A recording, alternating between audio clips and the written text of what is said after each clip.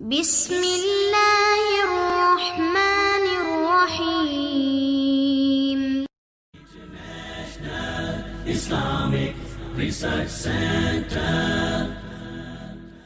انسان اپنی زبان سے کسی مسلمان بھائی کے لیے دعا کرتا ہے۔ رسول اللہ صلی اللہ علیہ وسلم نے فرمایا، دعوت المرء المسلم بظہر الغیب مستجابہ عند رأسه ملک موکل كلما دعا لأخيه قال الملك الموكل به آمین ولک بمثل۔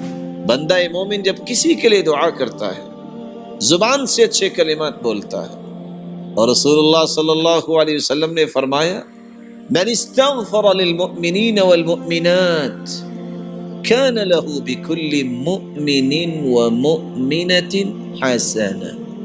بندہ مومن جب کسی کے لیے دعا کرتے وقت یہ کہہ دے، اللہم اغفر للمؤمنین والمؤمنات، اے اللہ مومن مردوں کو بھی معاف فرما دے اور مومنہ عورتوں کو بھی معاف فرما دے۔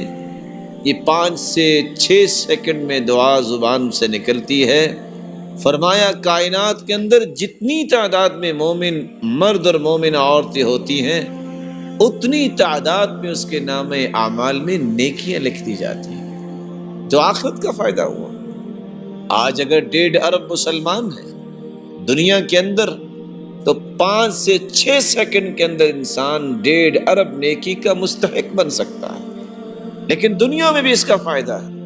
انسان کسی کے لیے دعا کرتا ہے، اللہ کا نورانی فرشتہ آسمان سے نازل ہوتا ہے، وہ پاس آ کے کھڑا ہو جاتا ہے اور کیا کہتا ہے، اے اللہ یہ جو دعا کر رہا ہے اس کی دعا کو بھی قبول فرما، اور اے میرے مالک اس کو بھی عطا فرما۔ بندہ مومن کسی کے لیے دعا کرتا ہے تو اللہ کی نورانی مخلوق اس کے لیے دعاؤں میں مشغول ہو جاتی ہے۔ قول عبادت جہاں انسان کے درجات کو قیامت کے دن بلند کروائے گی، اس طرح قولی عبادت سے انسان کی زندگی بھی سنورتی ہے۔